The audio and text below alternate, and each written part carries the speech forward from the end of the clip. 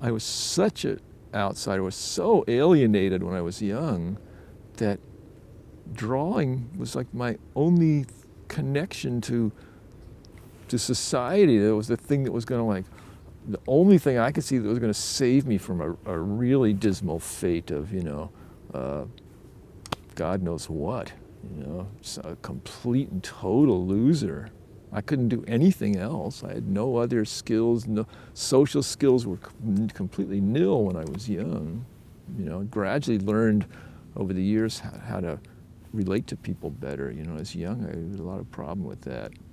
So drawing, and thinks, okay, and also then I, had this fucked up ego. One side, this narcissistic, I'm a great artist, yada, yada. On the other hand, I'm a completely inept fuck up, on the other side, so there was that too, so I've got to leave my mark on this earth and as a great artist, and yet I had that when I was young, very strongly actually.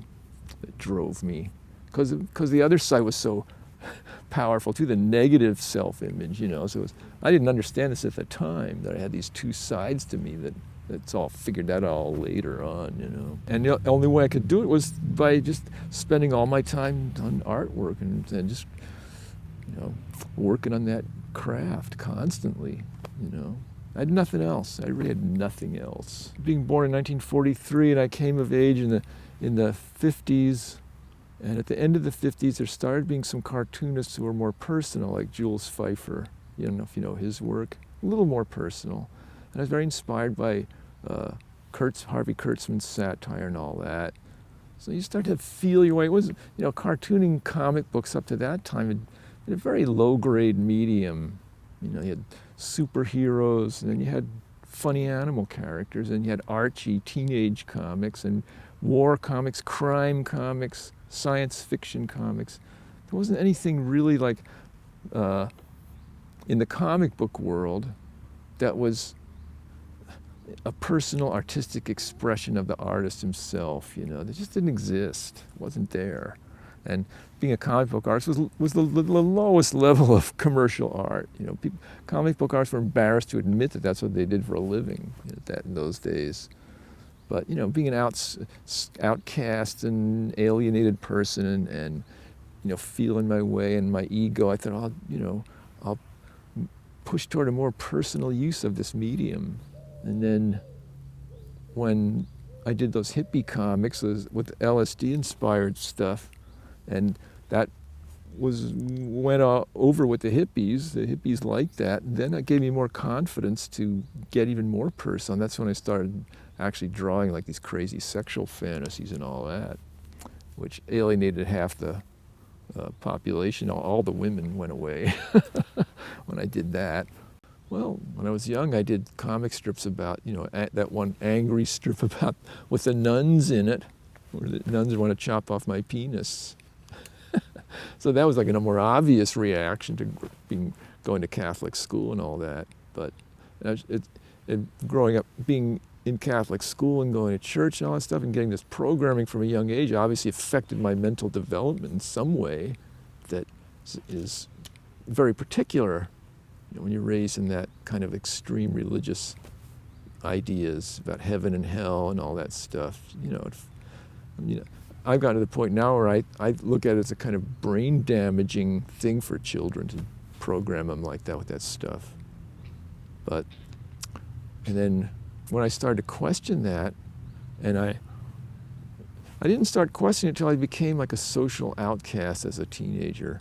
And then I start questioning things, just to try to understand what happened to you, why, what is this about, how did this happen, why am I a social outcast, what's wrong with me, You start to look at things to get some distance, and also you're not completely like tied up with teenage activities. You got a lot of time on your hands because you're sitting at home.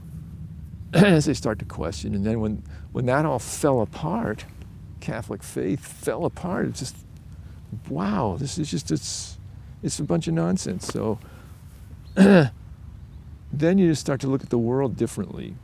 Oh, everything's up for question. I remember the moment when I was like 17 or 16 when that happened, and I realized everything is up for question. question everything. But there's so many hidden assumptions in any culture that, you just keep digging and just keep digging, I'm still digging.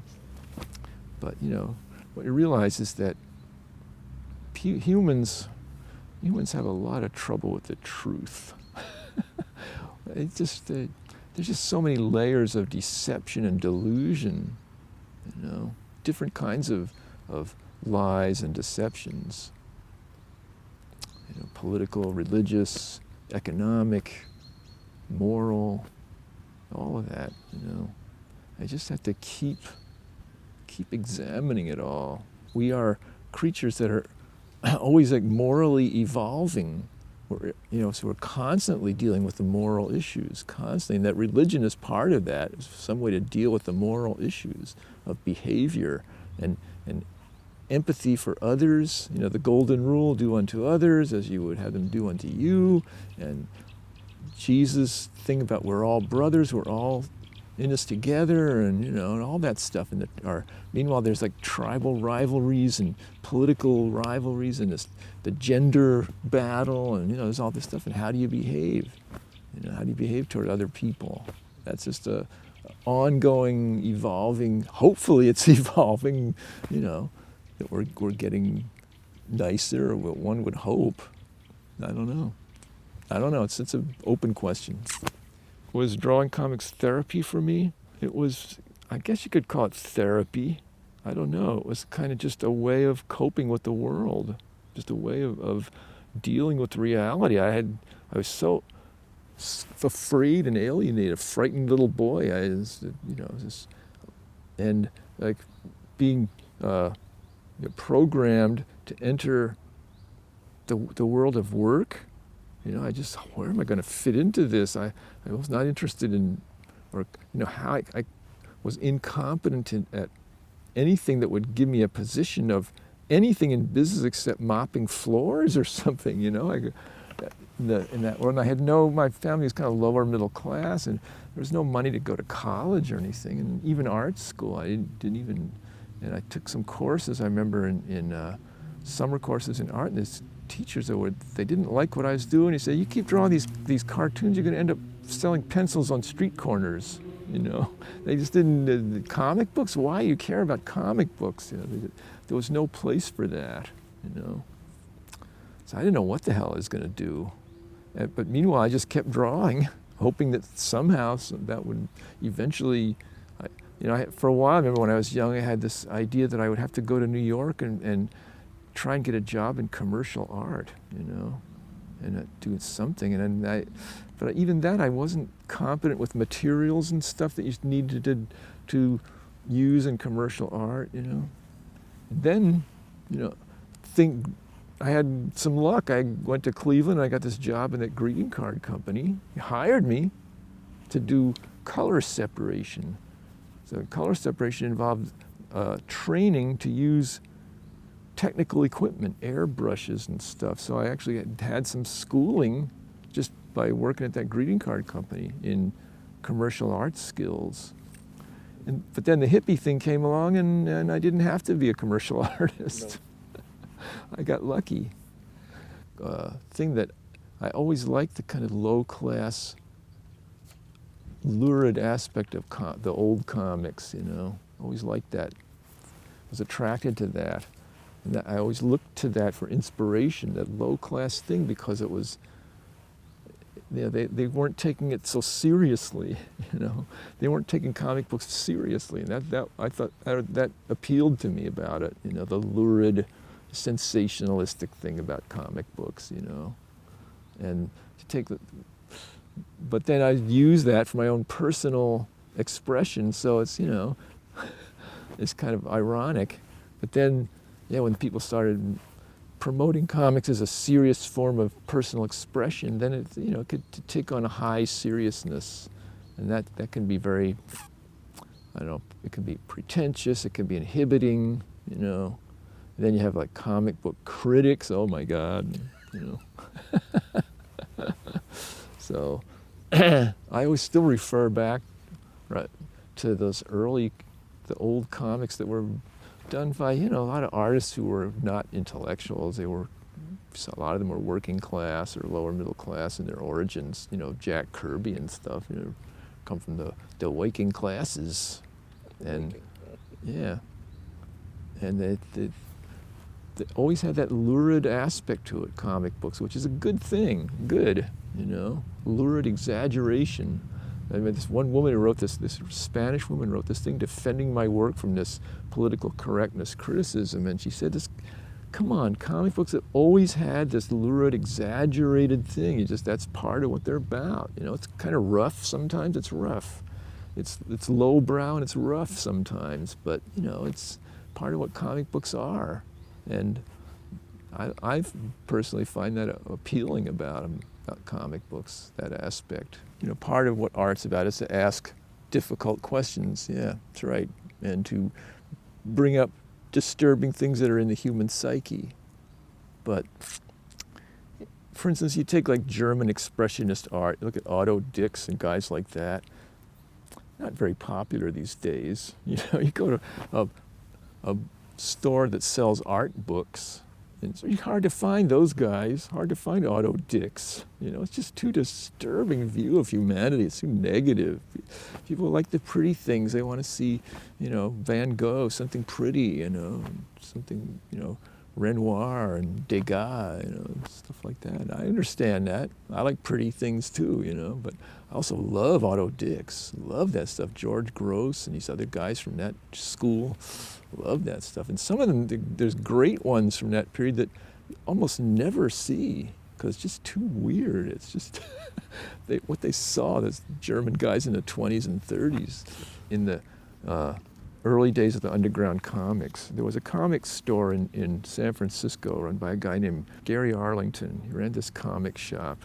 And he liked underground comics, so he sold underground comics in his shop, but mostly he sold superheroes. And I remember going in there, I would hang out there, and it was very discouraging. Most of the customers, most of the people that came in, even hippies, they wanted to see Marvel comics. That's mostly what they were interested in. And that, you know, still it's the major part of the comic book reading audience. It's just about superheroes and stuff. People want thrills. They want to be thrilled from their entertainment. So, I mean, the more personal you got, in a way, the more you're going to kind of lose a big part of the audience. Like I told you about the sex stuff, you know. It was just too disturbing for most people. It's too weird, you know. Well, as my brother Maxon says, people like happy talk. They like happy talk. It's because they're afraid of, mostly they don't even see it in themselves. They're afraid of what's out there, what might be out there to get them, you know, or want to harm them. And so they don't want to be reminded of that weirdness. They want to, you know, see, they want the world to be created by Walt Disney, you know, Disneyland world. That's what they'd really like the world to be. And yeah, I understand that. Yeah, it'd be nice if the world was like that. If the world's just all pretty and beautiful like here, like where we are right now. It's a very soothing environment here. It's just, you know, it's very pretty, it's nice, it's sweet. At a certain point, I decided I don't want to be America's best loved hippie cartoonist. I decided I don't want that role. So I'll just be honest about who I am and the weirdness and take my chances. And, you know, and people still published it, and it always puzzled me. Like, who's buying this? Who likes this? I don't know who they are. You know, I get letters from guys say, yeah, you know, you really helped me, like, not hate myself too much for my own weirdness, et cetera, you know. And it is a weird, scary world out there. There's really some creepy people out there who, like, would like to harm other people and stuff, you know, walking around. So people are scared of weirdos, you know, scared of that. You know, when I first started Weirdo magazine, we were getting a couple of letters from women saying, why are you making this thing that's so scary and you know, the world's already scary enough. Why are you adding this to this, you know? Even when I try to draw pretty, it comes out weird, it comes out grotesque. You know, I can't do pretty. I'm just not good at that. I tried. I mean, when I worked for that greeting card company, when I got promoted to doing actual finished art, cards, the boss kept telling me, Crumb, it's just still, it's too grotesque, try it again. It took me months before they actually used anything that I drew. They kept saying it's too grotesque. I don't know why they kept me there. But yeah, and then probably anything that's cute in my work I can attribute to my time in that greeting card company. Was I having fun with the audience? Not sure if that's exactly right. Maybe that's it, or just my own, like, I mean, I disturb myself.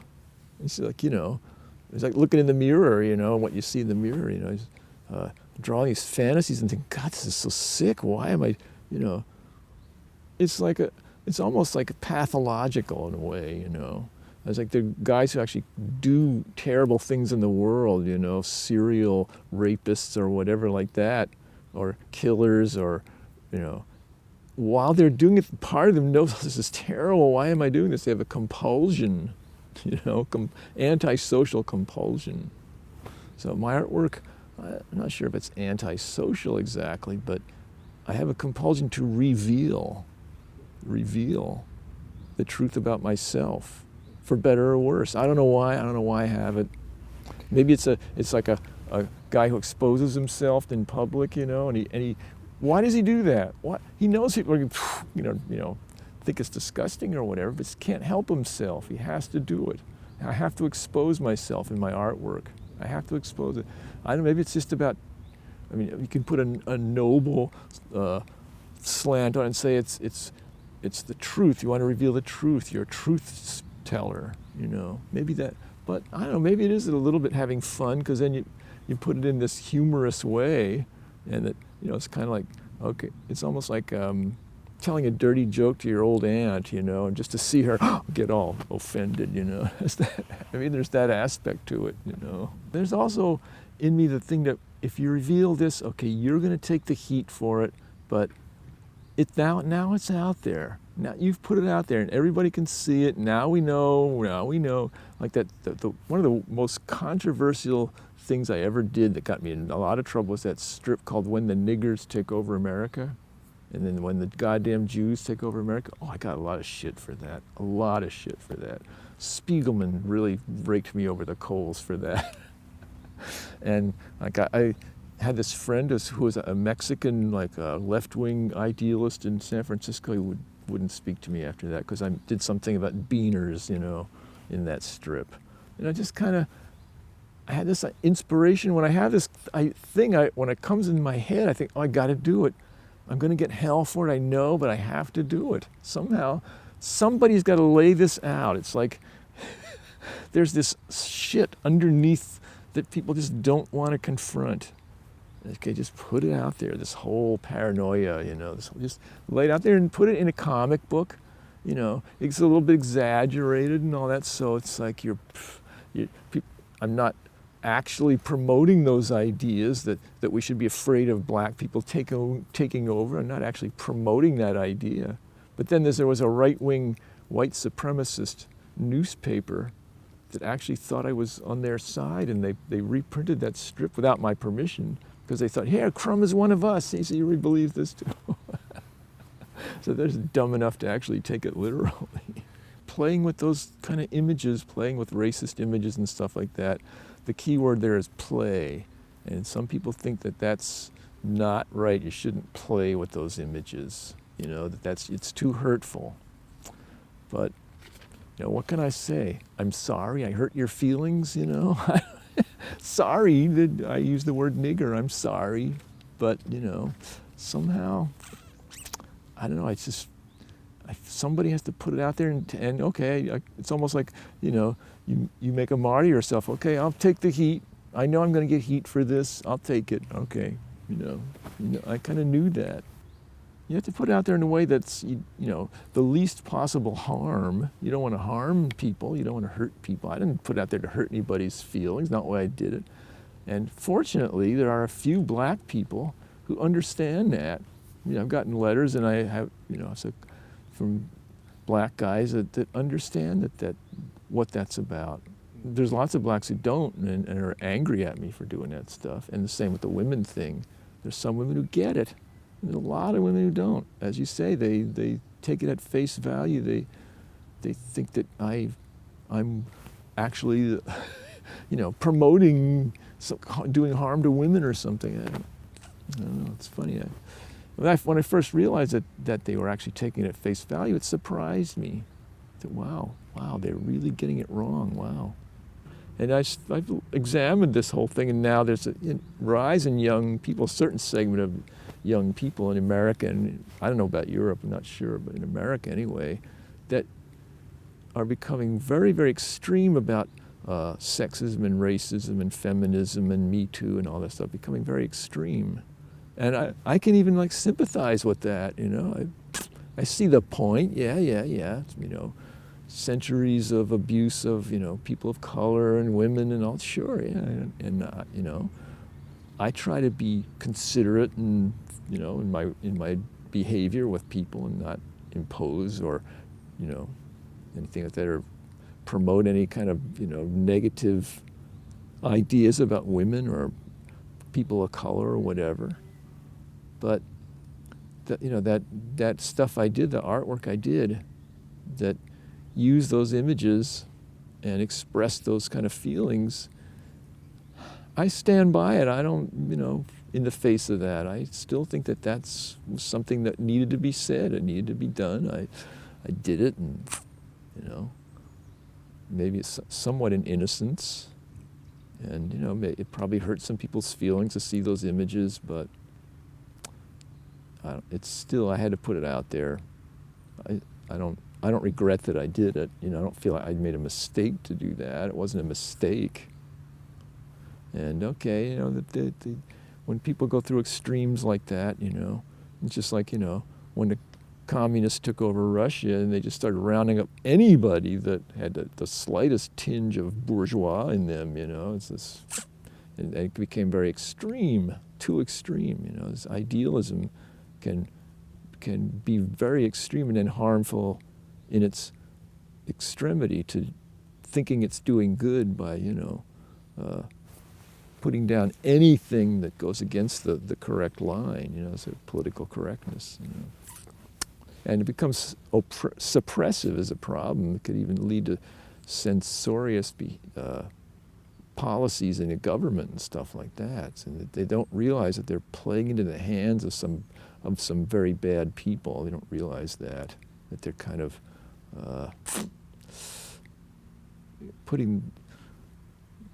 it can be used, that extremity.